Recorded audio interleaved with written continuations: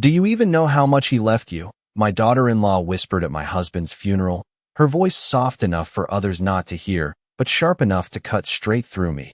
And I remember looking at her, at the perfectly composed expression on her face, and thinking how strange it was that she believed I was the one in the dark. Because the truth was, I knew exactly how much he had left me, down to the last dollar. I just chose not to say it out loud. The church smelled faintly of lilies and polished wood, the kind of scent that lingers in places where people gather to say goodbye. And I stood there at 72 years old, dressed in black, listening to voices murmur around me while my husband of 48 years lay in a casket just a few feet away. And yet the only thing I could focus on was that one question, not because it surprised me, but because of what it revealed. Ashley had never been subtle. Not really. She hid her intentions behind smiles and polite words, but there was always something underneath, something calculating, something that made every conversation feel like a transaction. And in that moment, at the worst possible time, she couldn't even pretend anymore. I gave her a small nod, the kind that could mean anything or nothing, and she seemed satisfied with that, as if my silence confirmed whatever version of reality she had already constructed in her mind, and I let her believe it, because sometimes silence is the most powerful answer you can give. My son, Daniel, stood a few steps away, shaking hands, thanking people for coming, his voice steady, his posture straight. And if you didn't know him, you might think he was holding up well, but I knew better. I could see the tension in his shoulders, the way he avoided looking directly at me for more than a second at a time, and I wondered, not for the first time, how much he knew, or how much he had allowed himself to believe. The service moved forward in quiet rhythms, a hymn, a eulogy, the soft shuffle of shoes against the floor, and I stayed composed, because grief, at least for me, had never been loud. It was something quieter, something that settled into the spaces between breaths, something that didn't need an audience. And yet, even in that stillness, there was a new awareness forming, a clarity I hadn't had before. When the lawyer approached me briefly after the service, offering condolences and mentioning that we would go over the formal details of the estate in the coming days, I noticed the way Ashley's eyes flickered toward us, just for a second, and then back to the crowd, as if she didn't want to seem too interested. And that was when I understood something very simple and very important. They were already thinking ahead, already planning, already assuming that whatever had been left behind was something they would eventually control. I said nothing then, just like I had said nothing when Ashley asked her question, just like I had said nothing during the long months when my husband handled the financial side of our lives with a quiet precision that I had come to trust completely. And maybe that was my first mistake, or maybe it was exactly what allowed everything else to fall into place. Because what Ashley didn't know, what Daniel didn't know, what no one in that room seemed to realize, was that the number they were imagining in their heads, whatever they thought was waiting to be divided, to be managed, to be claimed, was only a fraction of the truth. And as I stood there, accepting condolences, nodding politely, holding my composure together with the same quiet strength I had relied on for decades, I made a decision that felt as natural as breathing. I would not correct them. Not yet. Not today. Not while they were so certain of their assumptions. Because sometimes the most revealing thing you can do is let people show you exactly who they are when they think you have nothing left to protect. I did not go home with Daniel and Ashley that afternoon, even though they insisted twice in that careful, overly polite way people use when they are more interested in appearances than in the person standing in front of them. And instead I chose to return to the house that had been mine for more than 3 decades, the house where every corner still carried traces of the life I had built with my husband. The quiet hum of the refrigerator, the faint creak of the wooden stairs, the way the late afternoon sunlight stretched across the kitchen floor exactly as it always had, unchanged by everything that had just happened. I set my purse down on the same small table by the door, hung my coat in its usual place, and stood there for a moment longer than necessary, not because I felt lost, but because I could feel something shifting inside me, something steady and deliberate, like a door closing quietly behind me. Grief was still there. Of course, it did not disappear simply because other concerns had begun to surface, but it no longer felt like the only thing in the room, and that surprised me more than anything else. For years, I had let my husband handle the financial side of our lives, not out of ignorance, but out of trust. He had always been meticulous, careful, The kind of man who read every line of every document and remembered details most people would overlook. And whenever I asked if there was anything I needed to know, he would smile in that reassuring way of his and say, "I have taken care of it, Margaret. You do not need to worry." At the time, I believed that meant simplicity, that everything was straightforward and transparent, something easy to manage when the time came. But standing there in that quiet house, I realized that perhaps I had misunderstood what he meant by taking care of it. My phone buzzed on the table, and when I glanced at the screen, I saw Ashley's name, followed by a short message asking if I had made it home safely and reminding me that Daniel would come by the next morning so that we could start going through paperwork together. And I could almost hear the tone behind those words, gentle on the surface, but already moving towards something more structured, more controlled. I did not respond right away, not because I was ignoring her, but because I wanted to sit with the silence a little longer, to let my thoughts settle into something clearer before I stepped into whatever came next. Instead, I walked into the living room and sat down in the armchair by the window, the one my husband used to prefer in the evenings, and I looked out at the street where nothing seemed to have changed, neighbors going about their routines, cars passing by, the ordinary rhythm of a world that did not pause for anyone's loss, and I found a strange comfort in that. It was there, in that stillness, that I began to replay small moments from the past few years, conversations that had seemed harmless at the time, comments Ashley had made about investments, about how complicated finances could become for someone my age, the way Daniel had gradually stepped back whenever those topics came up, letting her take the lead as if it were the most natural thing in the world. And I realized that what I had once dismissed as personality differences might have been something more intentional. I did not feel anger when that thought settled in. Not yet. Only a quiet recognition, like finally seeing the full picture of something that had been forming just out of sight. And for the first time since the service, I understood that the question Ashley had asked me earlier was not just curiosity. It was a test, a way of measuring how much I knew, how much I would reveal, and more importantly, how easy it might be to guide me in the direction she wanted. I leaned back in the chair and folded my hands in my lap, letting that realization take its place without resistance, because reacting too quickly would only serve their expectations, and I had no intention of confirming anything they believed about me. If Daniel was coming in the morning, if they were ready to begin sorting through what had been left behind, then I would be ready as well, just not in the way they imagined. And as the light outside slowly faded into evening, I made another quiet decision, one that felt just as certain as the first. I would listen more than I spoke. I would watch more than I reacted, and I would not underestimate the value of being underestimated. Daniel arrived the next morning precisely at 9, just as he had said he would, and I noticed immediately that Ashley was not with him, which struck me as unusual given how involved she had already made herself the day before, and yet I said nothing about it, simply opening the door and stepping aside to let him in as if everything were exactly as it should be. He looked tired, more than he had at the service, his eyes slightly unfocused, his movements careful in a way that suggested he had been thinking too much and sleeping too little. And for a brief moment I saw the boy he used to be, the one who would come to me with questions he could not answer on his own. But that moment passed quickly, replaced by the version of him that had learned to defer, to step back, to let someone else take control. He carried a leather folder in his hand, one I did not recognize, and as he set it down on the kitchen table, he gave me a small, polite smile that did not quite reach his eyes. We sat across from each other, the same table where I had served countless meals over the years, and for a few seconds neither of us spoke, the silence stretching just long enough to become noticeable but not uncomfortable. And then he cleared his throat and began explaining that Ashley had gathered some preliminary documents, that there were things we would need to organize, accounts to review, decisions to make about the house, about the assets, about what would be most practical moving forward. His words were measured, careful, but there was a rhythm to them that felt rehearsed, as if he had already had this conversation somewhere else before bringing it to me. I listened without interrupting, nodding occasionally, allowing him to move through his points at his own pace.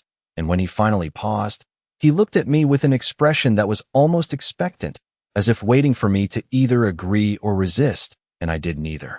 Instead, I asked a simple question, one that seemed small on the surface but shifted something in the room the moment it was spoken. I asked him if he had already seen the full details of his father's estate. The change in his expression was subtle, but it was there, a flicker of uncertainty, a brief hesitation before he answered that they had a general understanding, that the lawyer would clarify everything soon, that nothing appeared overly complicated. Nothing overly complicated. I repeated the phrase quietly in my mind, not because I doubted him, but because it told me exactly what I needed to know. They were operating on assumptions, on partial information, on a version of reality that had been constructed without my input and perhaps without my husband's full disclosure. Daniel opened the folder and began laying out a few printed pages, statements, summaries, numbers that were meant to represent something complete but felt, even from a distance, like fragments rather than the whole. And as I glanced over them, I noticed what was missing more than what was present. There was no mention of certain accounts I remembered my husband referencing in passing, no indication of the structures he had once described in vague but deliberate terms, and that absence confirmed what I had begun to suspect the night before. I kept my face neutral, my posture relaxed, allowing Daniel to walk me through each page as if I were seeing all of this for the first time. And when he finished, he leaned back slightly, watching me in that careful way again, as if trying to read a reaction that I was not giving him. I folded my hands together on the table and thanked him for bringing everything over, telling him that it was helpful to start somewhere, that I appreciated the effort he and Ashley were making, and I could see a small release of tension in his shoulders at those words, as if my calm acceptance had reassured him that things would proceed smoothly. He asked if we could meet with the lawyer together later that week, and I agreed without hesitation, because that, more than anything else he had said, aligned with what I already intended to do. As he gathered the papers back into the folder, I noticed that he left one page slightly out of order, a small detail, but one that caught my attention because it suggested he had not reviewed everything as closely as he believed he had. When he stood to leave, he paused by the door, hesitating for just a moment before saying that Ashley would follow up later with additional steps, and I simply nodded, offering the same composed expression I had maintained since he arrived. After the door closed behind him, I returned to the table and sat down again, replaying the conversation in my mind not for what had been said, but for what had been revealed in the spaces between words, and it became clear to me that whatever they thought they were preparing for, whatever plan they believed was already in motion, it was built on incomplete information, and that was not a weakness on my part. It was an advantage I intended to keep for as long as possible. That afternoon, after Daniel left, I did not rush to call the lawyer or sort through drawers or search for documents the way most people might expect. Instead, I made a pot of coffee, the same way I had every morning for years, measuring it carefully, waiting for the familiar sound of it brewing. Because I have always believed that clarity comes easier when you allow your mind to settle into something ordinary before stepping into something complicated. And as I sat at the kitchen table with my cup in both hands, I began to think about the last few years of my husband's life in a way I had not allowed myself to before. He had changed, not in ways that were obvious to anyone else, but in small, deliberate habits that now seemed far more intentional than I had realized at the time. The way he would occasionally step outside to take certain phone calls, the way he kept a separate set of documents in his study that he never left unattended, the way he asked me, more than once, if I knew where important papers were kept, even though he had always been the one to organize everything.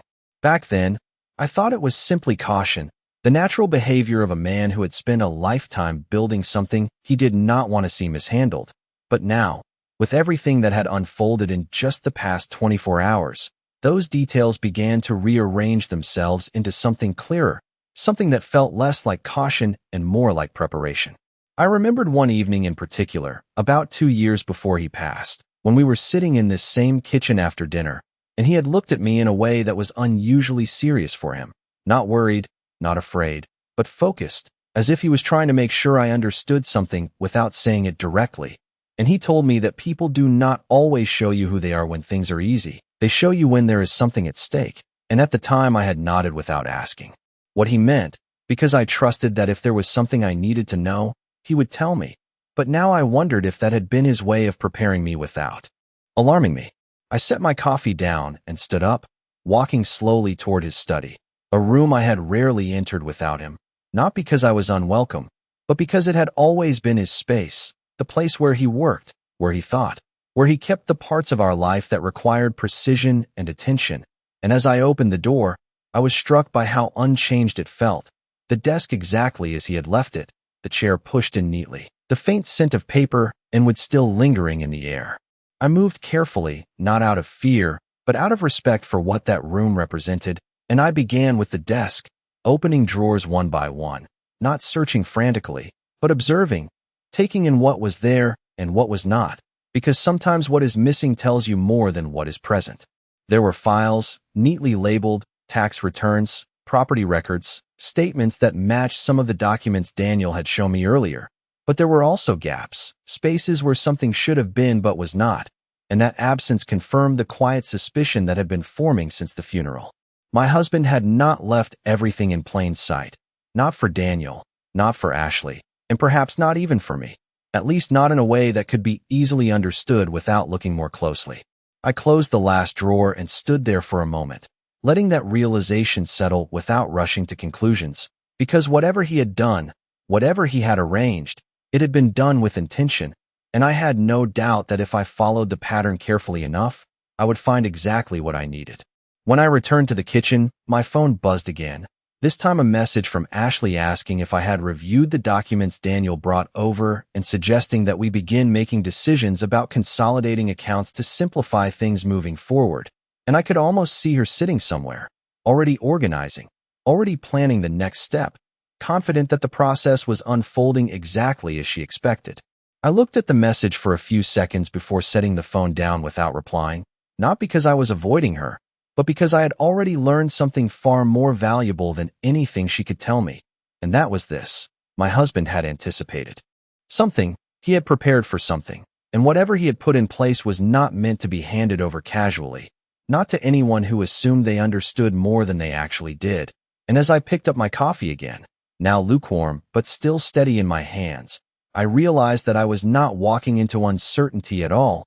I was stepping into something that had already been carefully arranged, and all I needed to do was pay attention.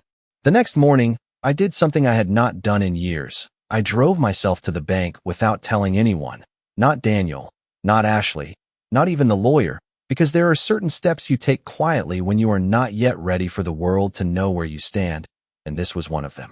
The drive felt familiar, the same streets, the same turns I had taken countless times sitting in the passenger seat while my husband handled our errands. But this time the steering wheel was in my hands, and I noticed things I had never paid attention to before, small details, storefronts I had passed without looking, intersections that seemed different when you were the one making the decisions instead of following along. When I walked into the bank, the air felt cooler than outside, the steady hum of quiet conversations and the soft tapping of keyboards filling the space. And for a moment I hesitated, not out of uncertainty, but because I understood that whatever I learned here would change the way everything else unfolded. The receptionist greeted me politely and directed me to a desk near the back, where a woman in her 40s with a calm, attentive expression introduced herself and asked how she could assist me. And I told her my name, my husband's name, and that I needed to review all accounts associated with both, making sure to keep my voice steady, my tone neutral, giving nothing away beyond the request itself. She typed for a moment, her eyes scanning the screen, and then something shifted in her expression, not dramatically, but enough for me to notice, a slight pause, a flicker of surprise that she quickly masked with professionalism, and she asked me to confirm a few details before continuing. I answered each question carefully, and when she turned the monitor slightly, so I could see the information more clearly, I felt a quiet confirmation settle in my chest, not shock, not disbelief, just recognition. There were accounts I knew about, the ones Daniel had referenced, the ones that appeared ordinary and manageable, but there were also others, separate, structured differently, tied to entities and arrangements that had never been mentioned in the documents I had seen the day before. And as she scrolled through them, explaining balances, ownership, and access, it became unmistakably clear that what my husband had set aside was not just substantial, it was intentionally placed beyond casual reach. I asked a few simple questions, nothing that would draw attention, just enough to understand who had access, who did not, and what would be required to make changes, and each answer reinforced the same quiet truth, that control rested with me, fully and legally. in ways that could not be overridden without my direct involvement. When she mentioned a trust account established several years ago, with specific instructions attached, I felt something shift again, not in the room, but within myself, because that was the first time I understood the full extent of what my husband had done. He had not just saved money. He had created distance, layers of protection, a structure that assumed there might come a time when clarity would matter more than convenience. I thanked her for her help, requested copies of certain documents, and stood to leave with the same composed demeanor I had maintained since I arrived. But as I stepped back out into the sunlight, the world did not feel the same as it had just an hour earlier. It was not heavier, not overwhelming, but sharper, more defined, as if the edges of everything had come into focus. My phone buzzed in my purse as I reached my car, and when I glanced at the screen, I saw a message from Ashley asking if I had had time to think about consolidating accounts and simplifying things, her words polite, efficient, already moving forward with assumptions that no longer held any weight. I did not respond right away. Instead, I sat in the driver's seat for a moment, the documents resting on the passenger side, and I allowed myself a single, quiet thought, one that felt both simple and final. They believed this was about helping me manage what I could not handle, about guiding me through something too complex for me to understand. But they had no idea that the very structure they were trying to step into had been built in a way that required only one thing, my awareness, and now that I had it, everything else would unfold exactly as it was meant to. When I got home from the bank, I did not go straight inside.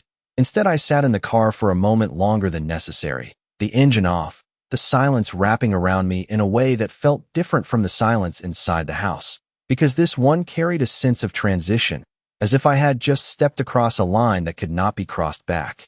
The documents rested on the seat beside me, neatly organized, unassuming in appearance, but heavier than anything I had held in years, not because of what they were made of, but because of what they represented. For decades, I had trusted that everything would be handled, that my role was simply to live within the life we had built together, and now, without warning, that quiet understanding had shifted into something else entirely, something that required my attention, my judgment, my awareness in a way it never had before. When I finally stepped out of the car and walked into the house, I moved with the same calm pace I had maintained all week, placing my purse on the table, setting the documents down carefully, as if nothing had changed, because on the surface, nothing had. The house was still the same. The air still carried the same familiar stillness, but underneath that, everything was different. I sat down at the kitchen table and opened the folder again, reviewing what I had already seen, not because I needed to confirm it, but because repetition has a way of grounding truth, of making it settle into something steady and undeniable. The trust account, the separate holdings, the structured layers that ensured control remained where it was intended to remain. All of it aligned with the quiet pattern I had begun to recognize in my husband's behavior over the past few years, and for the first time, I allowed myself to consider not just what he had done, but why he had done it this way. He had not been careless. He had not overlooked anything. He had anticipated something, and that realization did not bring anger, it brought clarity. My phone buzzed again, this time a call from Ashley, and after a brief pause, I answered, because avoiding her would only disrupt the balance I was beginning to establish. Her voice was warm, controlled, carrying that same careful tone she had used before, asking how I was holding up, whether I had had time to think about next steps, whether it might be helpful for her to come by later and start organizing things together, and I listened to her without interrupting, letting her speak fully before responding in the same measured way I had used with Daniel, telling her that I appreciated her concern, that it had been a lot to process, and that I agreed it would be helpful to take things one step at a time. There was a brief pause on the line, almost imperceptible, but enough to suggest that she was evaluating my response, measuring it against whatever expectations she had formed, and then she continued, suggesting that we begin with account access, that it would be easier if she could help streamline everything early on, that it would prevent confusion later. I agreed again, calmly, without resistance, because agreement, when used carefully, can be more revealing than refusal. After we ended the call, I placed the phone back on the table and allowed myself a small moment of stillness, not to react, but to observe the shape of what was unfolding. They were moving forward with a plan that depended on one key assumption, that I did not fully understand what I was dealing with. And as long as that assumption remained intact, they would continue exactly as they were, confident, organized, certain of the outcome. I closed the folder and rested my hands on top of it, feeling the quiet weight beneath my palms, and I understood then that I did not need to confront anything yet. I did not need to correct them or challenge their approach, because doing so would only force everything into the open too soon. Instead, I would allow the process to continue. I would let them take each step they believed was leading them forward, while I remained exactly where I was, aware, prepared, and in control in ways they had not yet begun to consider. And as the afternoon light shifted across the kitchen floor, I realized that what looked like cooperation on the surface was, in reality, something much more deliberate, something they would not recognize until it was far too late to change. 2 days later, we sat together in the lawyer's office, the three of us aligned on one side of a polished wooden table while the attorney arranged his papers with quiet precision, and I noticed immediately how Ashley positioned herself slightly forward, not aggressively, but deliberately, as if she intended to guide the conversation before it even began, and Daniel, as expected, remained just behind that invisible line, present but not leading. The room was calm, neutral, the kind of environment designed to keep emotions contained, and yet beneath that surface, there was a current of expectation that was impossible to ignore. The attorney began with formalities, offering condolences once again, reviewing general information, and then gradually transitioning into the structure of the estate, speaking in clear, measured terms that carried weight without urgency. And as he spoke, I kept my attention not only on his words, but on their reactions. Ashley leaned in slightly when financial terms were mentioned, her posture attentive, her eyes focused in a way that suggested she was already organizing what she heard into steps and strategies, while Daniel listened more passively, nodding occasionally, as if trusting that whatever needed to be understood would be handled by someone else.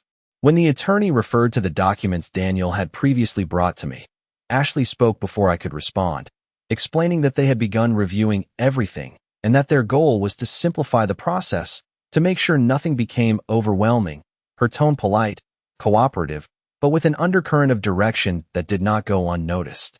I allowed her to speak, just as I had before, offering no resistance, no correction, because interruption would have shifted the dynamic too soon. The attorney nodded, acknowledging her input, and then turned his attention back to me, asking if I had any questions or if there was anything specific I wanted clarified, and for a moment, the room seemed to pause, as if waiting for me to either confirm what had already been assumed or introduce something unexpected. I chose my words carefully, keeping them simple, measured, and neutral, asking only that we review everything in full, that nothing be summarized or skipped, because I wanted to understand the complete picture before making any decisions. There was a subtle shift in Ashley's expression at that request, not visible enough to draw attention, but present enough to confirm what I had already begun to suspect, and Daniel glanced briefly in her direction before returning his gaze to the table. The attorney agreed without hesitation, reaching for another set of documents, and as he began to explain the broader structure, including elements that had not been mentioned in the papers Daniel had shown me, I watched the realization unfold slowly, not all at once, but in small, incremental changes, the way Ashley's posture adjusted, the way Daniel's attention sharpened, the way the assumption of simplicity began to give way to something less certain. When the trust was mentioned explicitly, along with its conditions and the authority it granted, the air in the room shifted in a way that did not need to be acknowledged aloud, and I remained exactly as I had been from the beginning, composed, attentive, allowing the information to settle naturally without reacting to it. Ashley asked a question then, carefully phrased, about access and management, about how decisions would be made moving forward, and the attorney answered with the same clarity he had used throughout, explaining that while guidance could be provided, ultimate control rested solely with me, that no changes could be implemented without my direct approval, and that the structure in place had been designed to ensure that authority remained exactly where it was intended. There was no dramatic reaction, no raised voices, nothing that would draw attention from anyone outside that room. But the silence that followed carried more weight than any confrontation could have, and I could feel, without needing to look directly, that something had shifted for both of them. I folded my hands in my lap and gave a small nod, acknowledging the explanation as if it were simply another detail to consider. And when the meeting continued, moving into practical next steps and timelines, I participated in the same calm, measured way, agreeing where appropriate, asking only what needed to be asked, because by that point, there was nothing left for me to prove or reveal. As we stood to leave, Ashley offered a polite smile, her voice steady as she suggested we coordinate next steps soon, and I returned that same level of composure, because outwardly, everything still appeared cooperative, still aligned, still moving forward in a predictable way. But as we stepped out into the hallway and the door closed behind us, I understood with complete clarity that the foundation they had been relying on was no longer as solid as they believed, and the most important part was that they had begun to realize it on their own. That evening, after the meeting, I did not receive a call right away, which in itself told me more than any conversation could have, because Ashley had always been quick to follow up, quick to organize, quick to move things forward while they still felt within reach, and the delay suggested something had interrupted that rhythm. Something had forced her to pause and reassess before taking the next step. When the call finally came, it was not from her, but from Daniel, and his voice carried a different tone than before, still controlled, still polite, but less certain, as if he were trying to find the right words instead of simply repeating a plan that had already been decided. He asked how I felt about the meeting, whether everything made sense, whether I was comfortable with how things were being handled, and I could hear the underlying question he was not asking directly, whether I had understood more than they expected. I answered in the same steady way I had used all week, telling him that I appreciated the clarity, that it was helpful to see the full structure, and that I thought it was best to take things carefully rather than rush into decisions. And there was a brief silence on the line after that, just long enough to confirm that my response had not fully aligned with whatever direction they had anticipated. He agreed, of course, saying that taking things slowly made sense, that there was no need to hurry, and yet the way he said it felt more like adjustment than agreement, as if he were recalibrating in real time. Later that night, a message came from Ashley, shorter than usual, more direct, suggesting that we begin by organizing access to certain accounts, that it would be a simple step, just a matter of convenience, nothing complicated, and I read it carefully, not for what it said, but for how it was framed, because simplicity, in this context, was no longer a neutral word, it was a strategy. I did not respond immediately. Instead, I placed the phone face down on the table and let the silence stretch, because silence, when used with intention, creates space for others to reveal more than they realize. The next morning, I followed through on a decision I had made quietly the day before. I contacted the attorney's office and requested a separate meeting, one without Daniel or Ashley present, not because I intended to exclude them, but because there are certain conversations that require clarity before they can be shared. And when I sat down across from the attorney later that afternoon, I asked direct questions, not about general structure, but about specifics, about conditions, about limitations, about what would happen if someone attempted to act without my authorization, and each answer reinforced the same truth I had already begun to understand, that the system in place was not only secure, it was designed to prevent exactly the kind of interference that Ashley was beginning to position herself for. I did not express concern. I did not suggest conflict. I simply listened, confirmed, and made one request, that any changes, any access, any movement within those accounts be documented and communicated directly to me, with no assumptions, no intermediaries, and the attorney agreed without hesitation, as if this were the most natural step in the process. When I returned home, I noticed another message waiting from Ashley, this one slightly longer, slightly more detailed, outlining a few ideas for how we could move forward efficiently, and I read it with the same calm attention, recognizing the shift, not in her tone, but in her urgency, because what had once been a smooth, confident progression was now beginning to meet resistance, not from confrontation, but from something much quieter, something she could not easily define or control. I set the phone down and walked to the window, looking out at the same quiet street, the same steady movement of everyday life, and I realized that the dynamic had changed in a way that did not require acknowledgement, because the difference was no longer in what was being said, but in what was no longer certain. And as I stood there, I understood that I did not need to accelerate anything. I did not need to push back or take control in any visible way, because control, in this situation, did not come from action.